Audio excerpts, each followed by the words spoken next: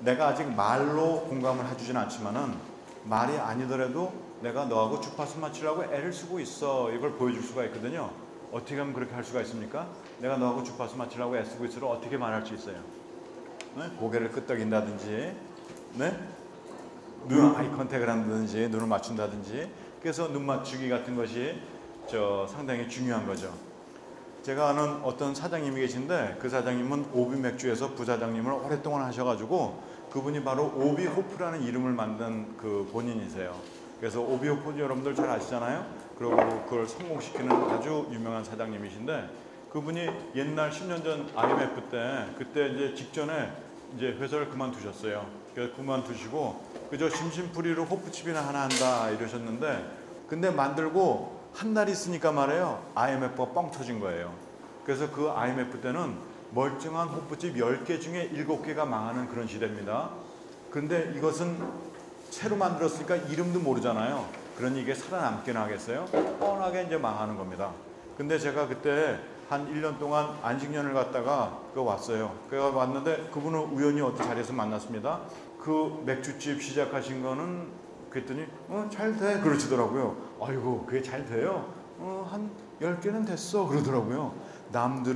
남들은 IMF 1년 동안 다 망하고 앉았는데 이거는 1년 만에 10개를 늘어난 거예요. 그래서 제가 깜짝 놀라가지고 야 역시 사장님 경영 능력이 대단하시네요.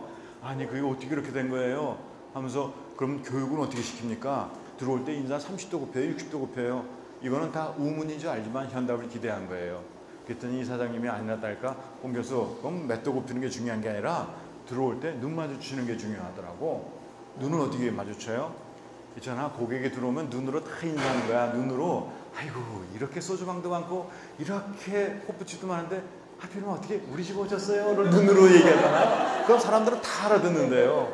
그럼 이제 들어와서 이제 앉아서 이제 술 먹고 하다가 제가 그래서 그분하고 얘기하다가 우리 비어를 한번 가볼래? 그래서 그날 저녁에 갔어요. 그래서 거기서 이제 뭐 술 마시고 그러는데 우리 마케팅 교수들은 또 그런데 대화할 때도 참 멋대가리 없는 대화를 합니다. 제가 그런 거 물어보는 거예요. 아니 사장님 여기 키 석세스 팩터는 뭐예요? 키 석세스 팩터는 뭐예요?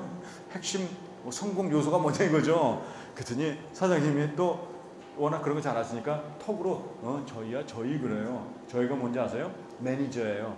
근데 그 맥주집의 매니저는 여자분이더라고요. 근데 그분은 전체적으로 관장도 하지만은 계산은 딴 사람이 못하게 해요. 그 사람만 딱 계산하게 하는 거예요. 근데 이 양반이 워낙 학구적이라서 자기가 나름대로의 실험을 했더라고요. 10개 매장을 3군데, 4군데로 나눴어요. 3군데는 계산할 때 친절하게 네 43,500원입니다 이렇게 얘기하게 하고요.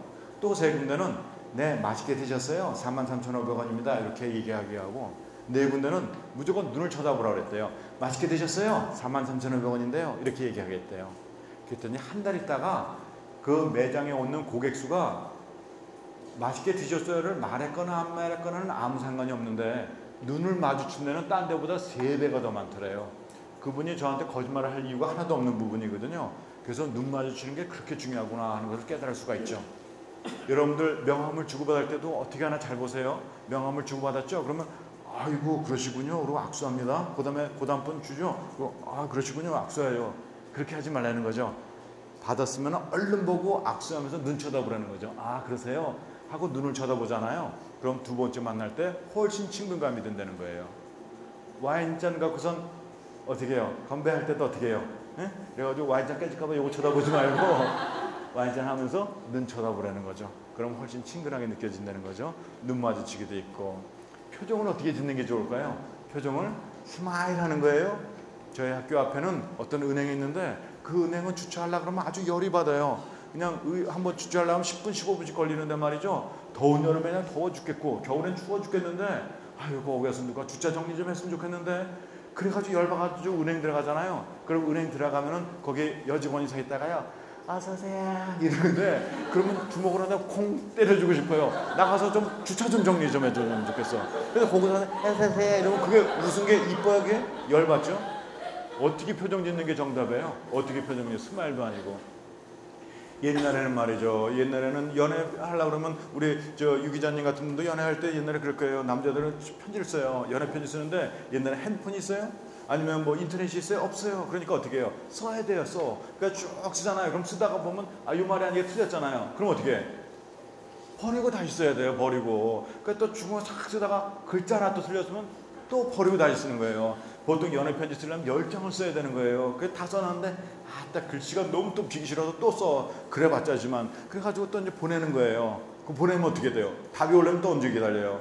뭐 이틀 3일 만에 오는 거 아니에요? 그럼 맨날 우체통 기다려요. 왜냐하면 또 그 편지가 온 걸 갖다가 답장을 갖다가 내 동생이 우리 어머니 딱 갖다 드리면 또 터지잖아. 공부 안 하고 뭔 짓 하냐고 그래가지고 그래가지고 맨날 기다리다가 일주일 만에 이제 편지가 오면은 또 그냥 보는 게 아닙니다. 편지 뜯을 때 부들부들 떨려요. 그래가지고 그냥 연애 편지니까 탁 해가지고 목욕제기하고 탁 뜯어보는 거예요. 그럼 뭐라 그래요? 아 이제 그만 만나. 뭐 이러면 또 가서 또 술 먹고 막 이게 연애인데 말이야. 요새는 그 안타까움이 없어요. 요새는 어떻게 해요? 그냥 실시간으로 야 자기야 짰어 그러고 응? 집에 가서도 어떻게 해요? 막 인터넷으로 뭐 하잖아요. 그렇죠? 엄마가 전화하지 말라고 막 인터넷으로 자기야 나 오늘 화났어. 그럼 남자가 뭐라 그래요? 왜? 자기가 영유한 쳐다보더라? 추 내가 언제 그랬어? 뭔가 말을 실시간으로 가는데도 뭔가 답답한 게 있어서 생겨난 게 뭐예요? 생겨난 게 뭐예요? 이모티콘이에요. 이모티콘. 표정이라는 게 생긴 거예요. 예?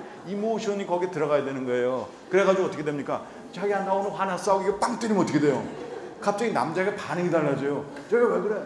영미만 쳐다봤잖아. 앙앙 그러잖아요. 아니야 나 영미 탑 싫어해. 난리가 나는 거예요. 표정이 이렇게 중요하니까는 여러분들이 핸드폰에도 어떤데 뭐 해주세요 해놓고는 찝찝하면 어떻게 해요? 깍깍깍깍 해가지고 보내면 좀 마음이 낫잖아요. 거기도 뭐가 필요한 거예요? 표정이 필요한 거예요. 표정이.